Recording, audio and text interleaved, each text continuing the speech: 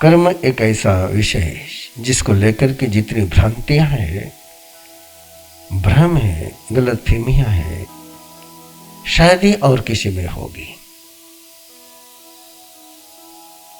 कर्म हमारे पास्ट का इफेक्ट है, जो हम पास्ट में जी चुके हैं, जो हमने सोचा पास्ट में, जो किया पास्ट में, जो बोला पास्ट में, उस एक्शन से, इमोशन से, एक्सप्रेशन से जो सीड बनते हैं, वे सीड कर्म के रूप में है। उस कर्म को कैसे सही किया जा सकता है? भगवान महावीर के कर्म सिद्धांत में 3 बातें हैं कर्म को लेकर के। पहली बात है कि कैसे आपके पास्ट का जो कर्म है उसको आप कैसे ठीक कर सकते हैं, कैसे हील कर सकते हैं, कैसे विशुद्ध कर सकते हैं, कैसे निर्मल कर सकते हैं, उसमें से निगेटिविटी, उसमें से रॉन्ग सीड कैसे आप दग्ध कर सकते हैं, बैड बीज, बैड सीड कैसे आप उसको समाप्त कर सकते हैं, जिनको आप समाप्त नहीं कर सकते हैं उनको आप चेंज कैसे कर सकते हैं, जिनको आप चेंज नहीं कर सकते हैं उनकी शक्ति कम कैसे कर सकते हैं। ऐसे, क्योंकि एक छोटी सी बात इस बात को लेकर के है कि प्राय एक वाक्य लोगों के दिमाग में पक्का बैठा हुआ है कि जैसे कर्म बांध करके लाए हैं वैसे भोगने पड़ेंगे। उदाहरण ये दिया जाता है कि जैसा बीज बोया है वैसी फसल आएगी। लेकिन भगवान महावीर मनुष्य को एक स्वतंत्रता प्रदान करते हैं। आत्मा के शक्ति के साथ एक बहुत बड़ा गहरा फ्रीडम है।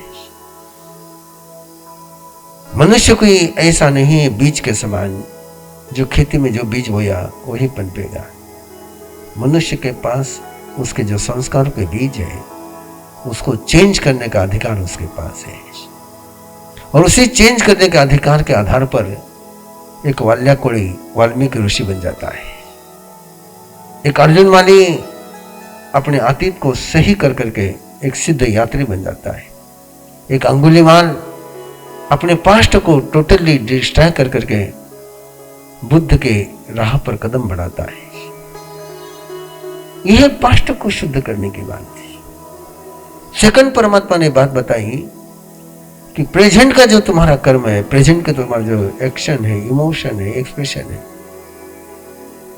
उसको किस तरीके से अवेयरनेस के साथ, अलर्टनेस के साथ, सजगता के साथ यदि आप जीते हो उस एक्शन में, तो किस प्रकार कर्म का भविष्य के लिए होने वाला जो निर्माण है वो चेंज जैसा आप चाहो वैसे कर सकते हैं। और उसी के माध्यम से, वर्तमान के माध्यम से तुम्हारे भविष्य का निर्माण होता है। आपके हाथ में, व्यक्ति के हाथ में है उसकी भविष्य का निर्माण की कला। परमात्मा के लिए, भगवान महावीर के लिए कर्म सिद्धांत का इतना ही गहरा अर्थ है कि तुम्हें स्वातंत्र है, जो तुम लिखना चाहो लिख सकते हो। तुम्हें स्वातंत्र है, जो तुमने लिखा है उसको मिटाने का भी स्वतंत्र है, उसको करेक्शन करने का भी स्वतंत्र है, उसको डिलीट करने का भी स्वतंत्र है। और इसलिए परमात्मा ने कर्म सिद्धांत को लेकर के इतनी गहराई से बात करी। उसके बेसिकली 2 डायमेंशन कर, 2 विभाग कर दिए कि एक जो तुम्हारे इनर लाइफ को, व्यक्ति के इनर लाइफ को इफेक्ट करता है, एक उसके एक्सटर्नल लाइफ को बिल्ड करता है, कैरी करता है, सपोर्ट करता है, डिस्टर्ब करता है। ये 2 कर्म के जो प्रकार करे उसको घाती कर्म और अघाती कर्म कहा गया। घाती कर्म के कारण से तुम्हारा सोच, प्राणी व्यक्ति का सोच, व्यक्ति की भावनाएं, व्यक्ति का एटीट्यूड, व्यक्ति की हैप्पीनेस, इसका जो भी कंट्रोल है वो घाती कर्म के हाथ में है।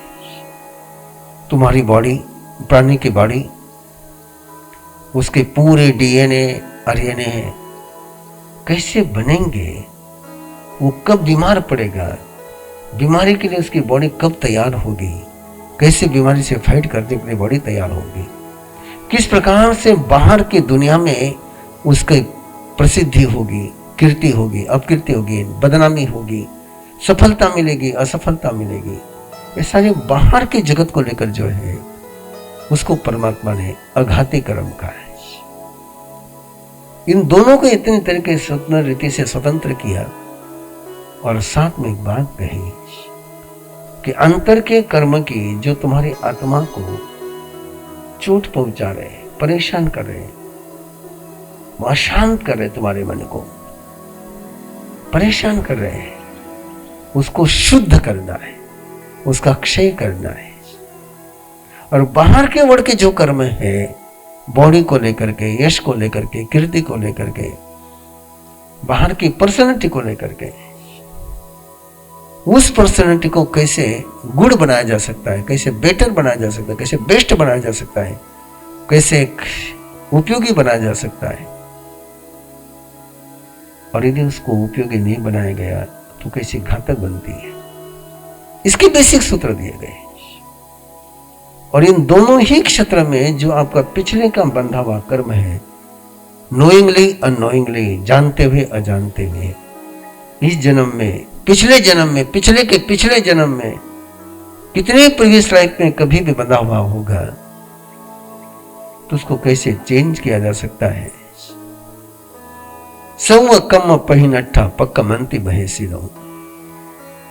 अपने पुराने कर्मों को क्षय करने के लिए, समाप्त करने के लिए जो पराक्रम करते हैं वे महर्षि होते हैं, वे ऋषि होते हैं, वे सफल होते हैं, वे शिखर पर पहुंचते हैं। जो कर्म का बोझ ढोते हैं वे भारवाही बन जाते हैं। धर्म का उद्देश्य है कर्म सत्ता को समाप्त करना। अध्यात्म का लक्ष्य है कि कर्म को समाप्त करना है और उसके स्थान पर आत्म प्रभुत्व की स्थापना करना है। बाहर का जीवन और अंतर का जीवन, बाहर में सफलता मिले और अंतर में समाधान रहे। आप कल्पना करो एक ऐसे व्यक्ति की, या स्वयं की ऐसी कल्पना करो कि अंदर में सेटिस्फेक्शन है और बाहर सक्सेस है, तो जीवन कितना सुंदर बनेगा। और यही परमात्मा का कर्म सिद्धांत प्रैक्टिकली ये सिखाता है कि कैसे अंदर में समाधान और बाहर में सफलता, ये दोनों का संगम जीवन में कैसे हो सकता है। प्राय ऐसा कहा जाता है कि जो अंदर की दुनिया में यात्रा करते हैं वो बाहर की दुनिया में सक्सेस नहीं हो सकते हैं। उसे एक छोटी सी बात के इसका साथ कहा जा सकता है कि कलाकार, आर्टिस्ट प्रोफेशनल नहीं होता है, और जो प्रोफेशनल होता है वो आर्टिस्ट नहीं होता है। ऐसी एक उक्ति है, ऐसी एक धारणा है, लेकिन प्रभु कहते हैं इट इज पॉसिबल। कोई आर्टिस्ट भी प्रोफेशनल हो सकता है और कोई प्रोफेशनल भी आर्टिस्ट हो सकता है। आध्यात्म की यात्रा करते हुए भी बाहर के जीवन में कोई सफलता के शिखर को छू सकता है। बाहर के सफलता के शिखर को छूते हुए भी कोई अध्यात्म की यात्रा कर सकता है। जरूरी नहीं कि बाहर में असफल होने वाला व्यक्ति ही अध्यात्म की यात्रा करेगा, और जरूरी नहीं कि अध्यात्म की यात्रा करने वाला बाहर के जगत में असफल होगा। भरत चक्रवर्ती बाहर की दुनिया में भी सफलता के शिखर पर थे और आध्यात्म यात्रा के भी शिखर पर थे। ऐसे कई उदाहरण हैं।